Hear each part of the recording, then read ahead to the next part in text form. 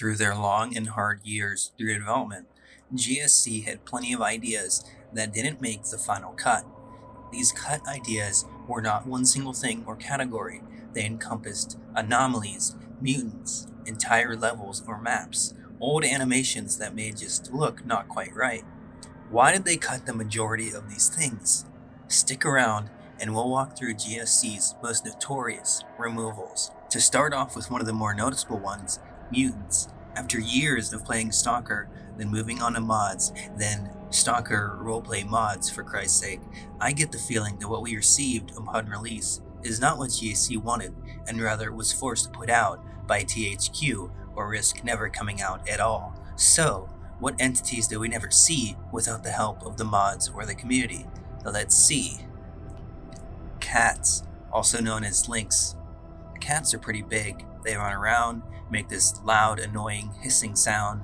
No idea why these were removed. They seem like they could have made it fine with no issue.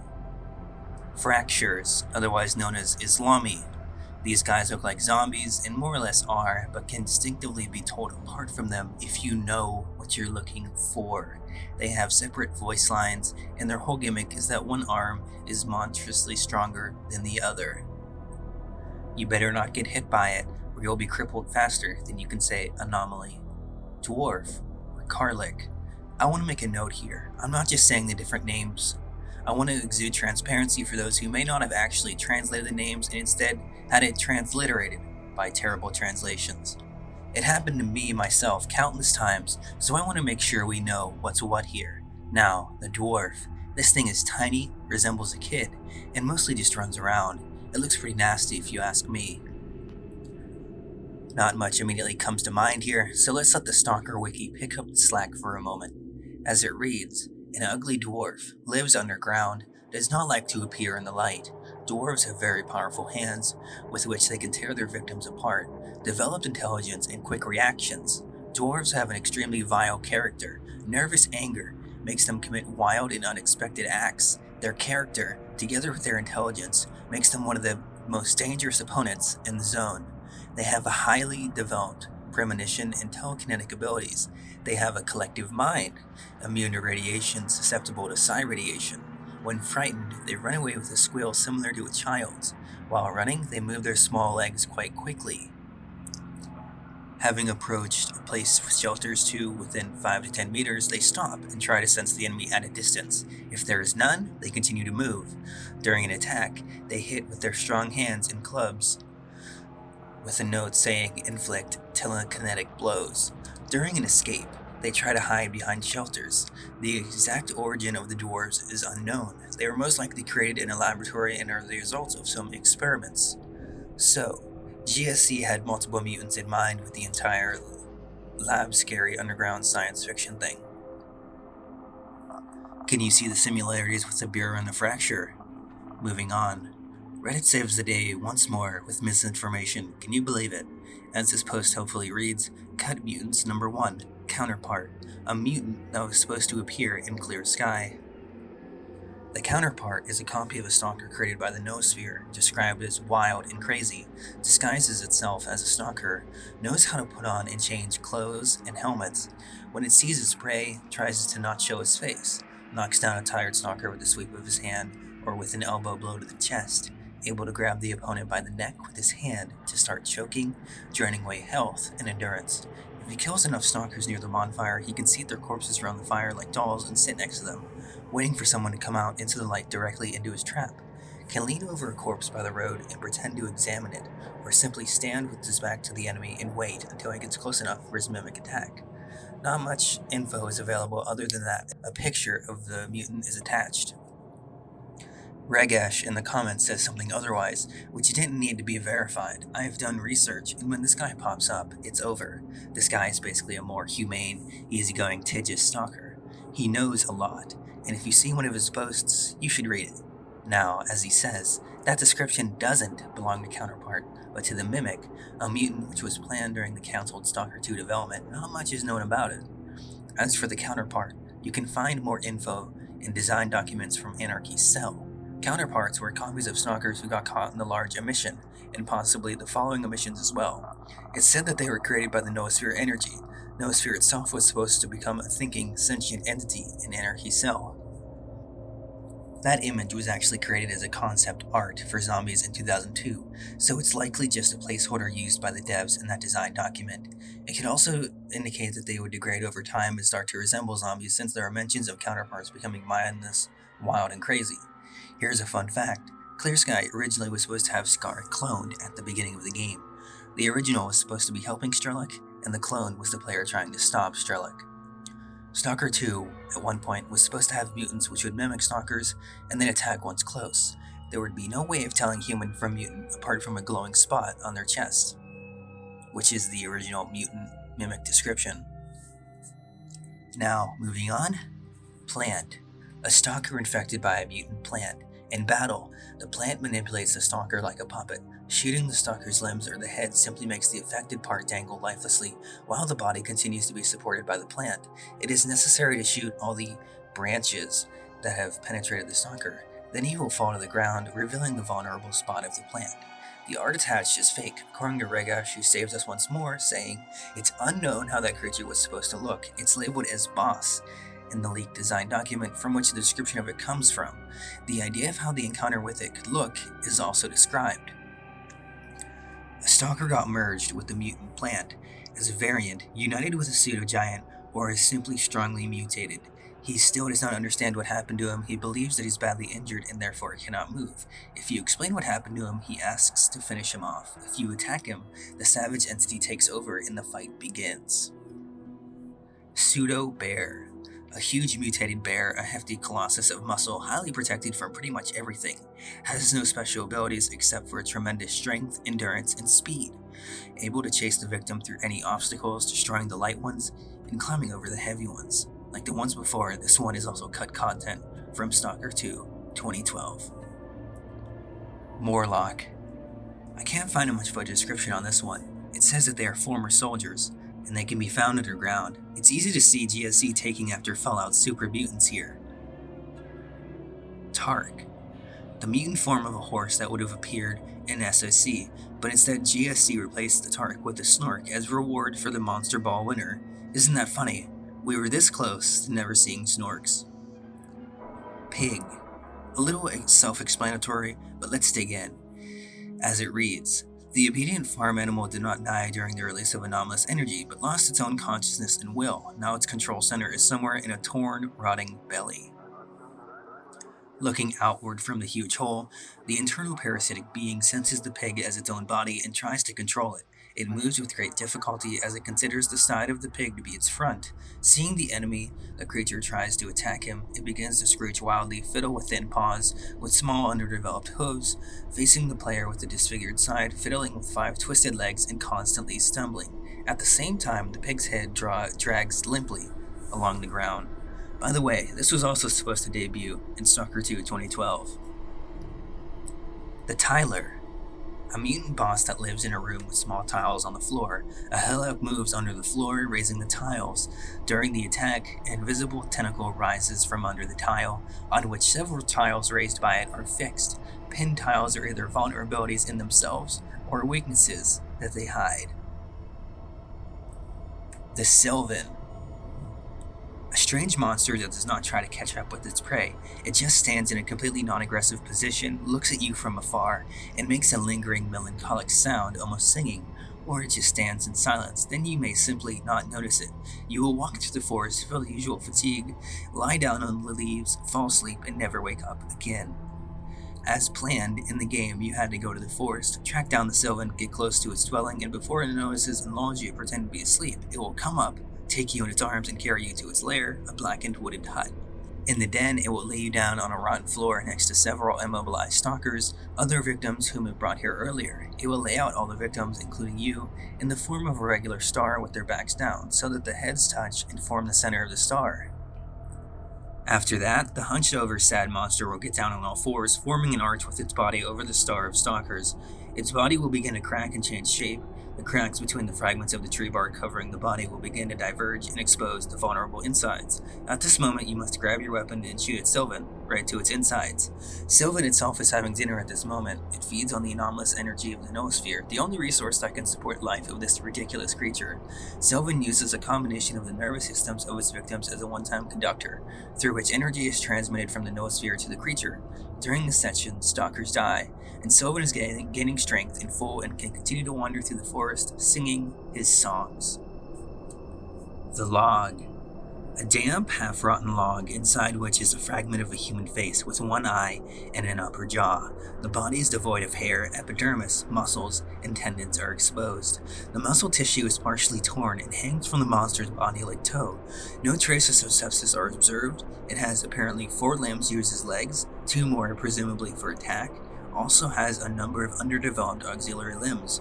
Fragments of bark of considerable size are attached to the 4 supporting snags by means of connective tissue, with the help of which the log is masked. When calm, is in a folded state with an open eye. At the moment of the attack, it unfolds and with the first 4 limbs tries to overtake the enemy, and with the other 2 to attack. Swamp lion. A mutant plant that lives underwater in swamps. Having found a prey, begins to actively draw in water, creating a swirl. Disfigured bodies of digested prey will subsequently emerge from the depth. The stalker can hardly escape from the funnel by throwing a grenade into the funnel. In this case, a part of the plant may emerge from under the water, the seaweed artifact. Screamer. A big bat that lost its ability to fly. It has both melee and ranged attacks, moves very well on any surfaces, floor, ceiling, walls, mainly on 4 limbs, with jumping flights. Can make a powerful deafening sound. In addition to the slight stunning effect, like from a grenade, the player begins to distinguish sounds poorly for some time. They become deaf. Can be tamed by a Buer. Buer covers a screamer with a shield or object, swiftly moves him to the side from danger, throws him up for an attack from above. The screamer, sitting on the Buer's hump, watches what's happening behind the owner, and in case of danger, warns him with a cry. Leech. A large leech is 30 to 40 centimeters long and 15 to 20 inches in diameter, moves slowly on the ground but swims very well, lives in small reservoirs, and attacks animals passing nearby. Can be dangerous if there are many in one place, and it poisons victims with acid while biting. Illusionist. Most likely some kind of controller that creates the illusionary walls or floors, which reveal its nature by shimmering just before physical contact. Hunter. Territorial creature, it relentlessly pursues anyone who enters its territory, does not even try to hide when it approaches its victim. When wounded, it disappears in order to reappear at a considerable distance and continue the hunt. If you notice grammatical issues, it's not me, I'm reading verbatim. Moldrill.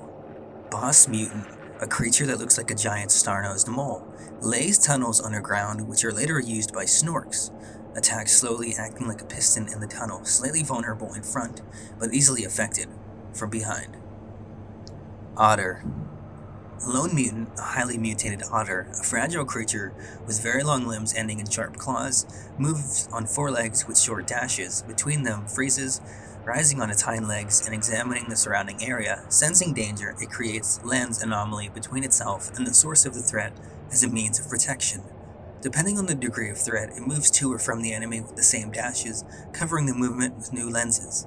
When the enemy is at attack distance, it hits him with claws with tremendous speed, standing on its hind legs and bending around the front lenses. Without protection, the lens is easily killed by 1 or 2 bullets, stands on the tail in battle, and when looking around, attacks with all 4 paws. Let's shift focus and talk about design documents for a moment. There are lots of these design documents, but most info comes from ZidaniaPiat.doc, Stalker.doc, and _story_.doc. Each one of them features its own version of a big brain mutant. There is also a brain mass number 9, which is probably the first version of this creature. As reads, this creature existed in very early stages of development, somewhere around 2001. The encounter would look like this. The player finds the underground laboratory number 9 somewhere in Red Forest, where the brain mass hides behind an illusion.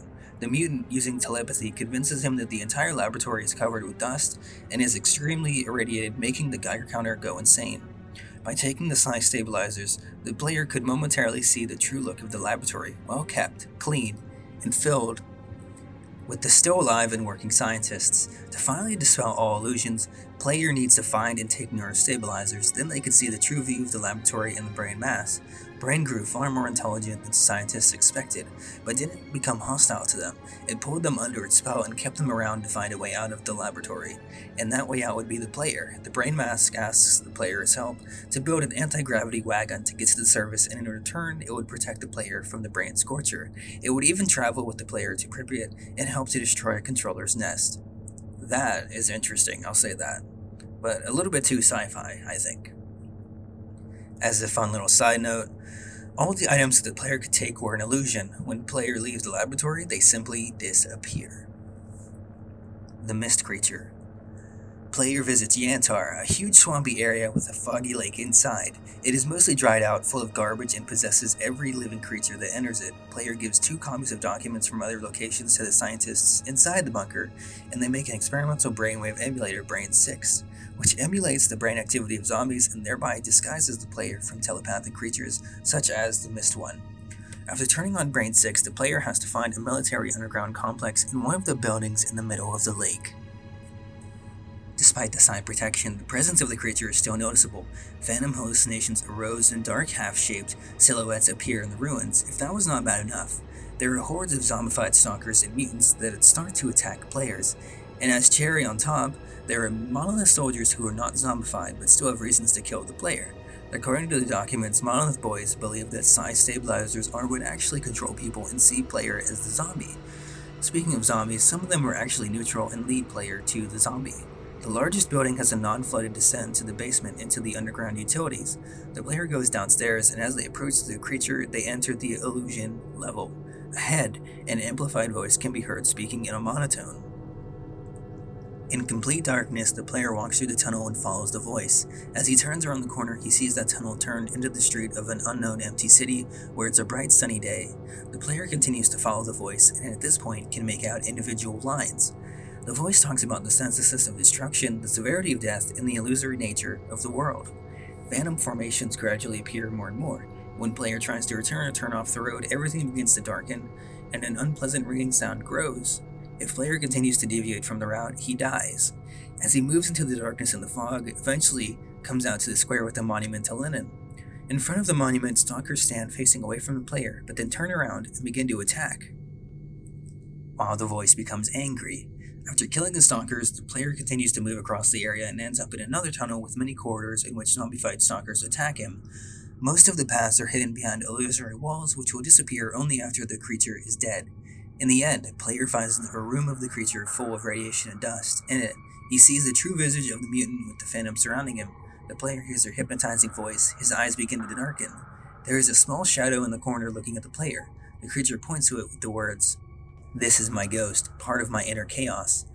Everywhere the illusion haunting me, in all my wanderings. Something that doesn't belong to this world. If you destroy me, you will inherit it, as I once did, killing one stalker a long time ago. It is not as simple as it seems. The shadow leads the wearer to inevitable death. Sooner or later, it will lead you to death. Don't repeat my mistake." If the player does nothing, he becomes a zombie. To avoid death, it is necessary to kill the creature. It has to be blown up, since the bullets inflict a little damage, while the darkness in eyes decreases. The explosion will not be able to destroy the creature that has gone into the fog. It must bury the already dead creature. Can't make any sense of this? Well, neither do I. This side note sounds so vague, even in Russian. After the death of the creature, the psychotropic field disappears, and player can explore other corridors. Then he returns to the camp of scientists for an award and a well-deserved rest. With an interesting note, what is read so far is apparently an early version of the Miracle Machine. How's that for cut content? And another mutant I forgot, the rat wolf. This just seems to be a leader rat, which is bigger than normal ones, immune to radiation, and may have a telepathic ability. If you look at the Stalker fandom cut anomalies page, there are only 3 entries: fog, rusty hair, and time machine. Now, if you note, this is apparently only for Shadow of Chernobyl, but I did not find anything for Clear Sky and Call of Pripyat. However, I'm sure there are undoubtedly more. Let's look at these for right now. Fog. Unprepossessing fog attacks unprotected areas of the body. Corrodes skin, hair, eyes, leaving a scorched corpse. Getting into the fog without protective suit or oxygen mask leads to death. Rusty hair. According to the website description, all metal surfaces will gradually accumulate the so-called rusty hair, which, when touched, will cause the body to blacken and smoke, apparently rot. Little else is known about it. This anomaly is a possible reference to the cotton effect in the novel Roadside Picnic, where all metallic antennas accumulate thin strands of cotton-like material. When touched, the cotton appeared to spread onto whatever touched it. The object described in the book was a metal cable, so it is entirely possible it only spread to other metallic items. Despite not appearing in the game, rusty hair still exists in the game files, and was set up to create the thorn, crystal, and urchin artifacts. However, these artifacts are now formed by the burnt fuzz anomaly. Time machine. The PDA description reads, a true miracle of an anomaly, an area several meters in diameter where the time flow is significantly slower than usual, appears to have no negative effect on human health. However, the time machine can be very difficult to get out of. Interestingly, removing Mama's beads, an artifact usually found in the center of the anomaly, causes the time machine to disappear. This anomaly was cut from the final version of the game, although its description appeared in the game files early on. It has never been implemented into the game or its builds proper, and its only remnant is its description. Its associated artifact, Mama's Beads, still appears in all games of the series. Now, is there anything I've missed? Is there any points you'd like to comment on? Please leave a dislike, leave a like, comment below, whatever you'd like.